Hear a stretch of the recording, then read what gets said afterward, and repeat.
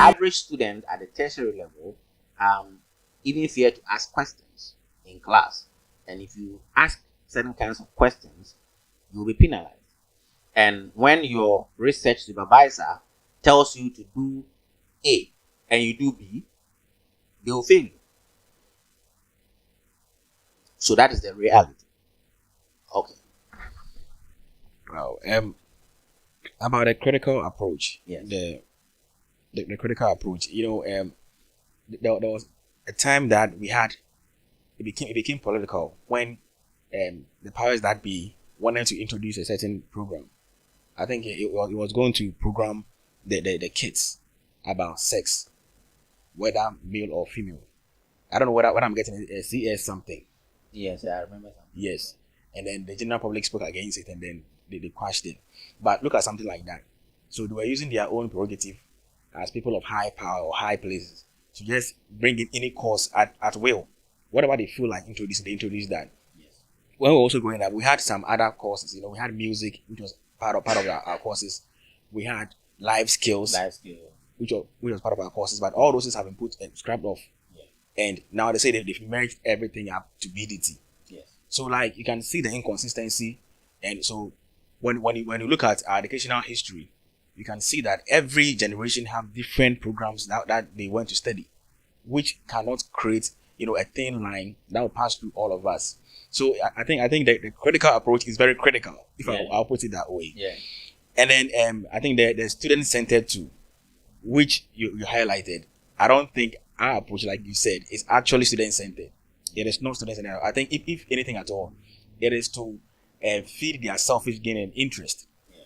Because you have some of the courses that are designed that they know in their hearts that this one, the students cannot do anything with it. But they'll just roll it out like that. So thank you for this eye-opening. And I'm sure that the viewers out there have learned so much from this show. The next question I also want to ask is, are the teaching pedagogies applied by educators in Ghana's tertiary educational institutions adequate in facilitating effective student learning experiences? Yeah, this is a very important question. Probably this is the heart of our discussion today. The answer is a big no. The teaching pedagogies applied by educators at the tertiary level is woefully inadequate. Okay.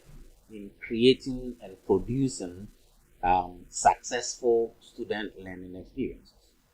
So why am I saying so? So let's look at the first problem with the pedagogy. The first problem is that the pedagogy is mostly teacher oriented instead of student focused. It's teacher oriented instead of student focused.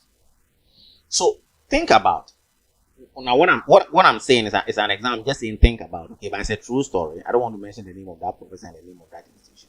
But think about a professor who comes to class,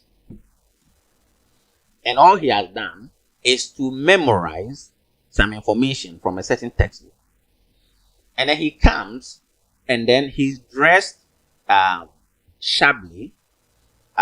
His trousers is already sagging around his, buttocks area. They used to call it auto fister or something.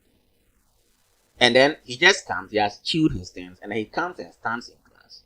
A class of more than 500 students. And then he's talking using a lapel microphone, which keeps breaking, and we can't even hear him. And then all that he does is he's slanging. He's coming to teach you about photosynthesis. So he comes, my name is Professor Susan. So, today I want to learn about photosynthesis. Photosynthesis is the process by which living plants manufacture their own food. And photosynthesis is what? So photosynthesis for 2.5 hours, that's what he's doing. And he expects you to write down everything that he's saying. And you know what? When it's time for interim examination or what other people call midterm examination or mid-semester examination or whatever, and then end of semester examination, you know what he does?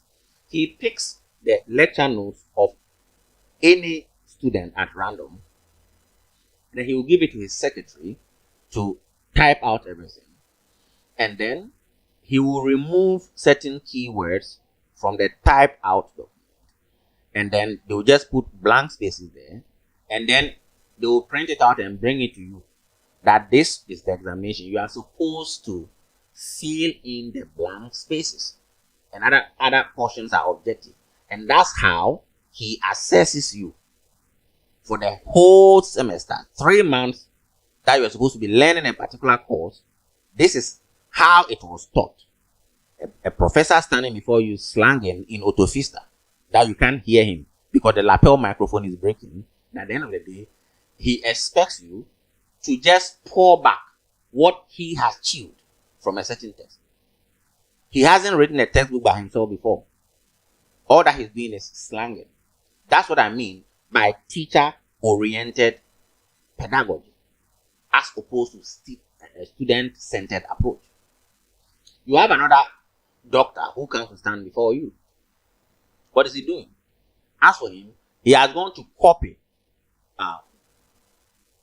information from a certain textbook, from a Western origin, of course. He has just used his hands to copy it. And then he comes, and for 2.5 to 3 hours, he is just reading what he has copied from another man's textbook. And he expects you to write everything down. And then that's his approach to learning. Teaching. Basically, making students rewrite what he wrote, or I would say stole, from the textbook of another scholar coming from the West. Without referencing. No, without reference. So serious students who research will be able to catch him that, oh, we know the source. That doctor I'm talking about was so lazy to the extent that even the interim examination questions and then the end of semester examination questions, he stole them from that same textbook. So serious students like us who got the source document, studied everything, and we had A's. Do you understand what that means? Of course, the lazy ones who were chewing his notes failed. But those of us who were able to track the source, that was it. This kind of approach to teaching is what I call teacher-oriented instead of student-focused. And I don't want to go into the details of the kind of things he was even teaching us, okay? And whether they were relevant in real life or not. I don't want to go into that, okay? I think they were relevant. But this is the first problem you find with the system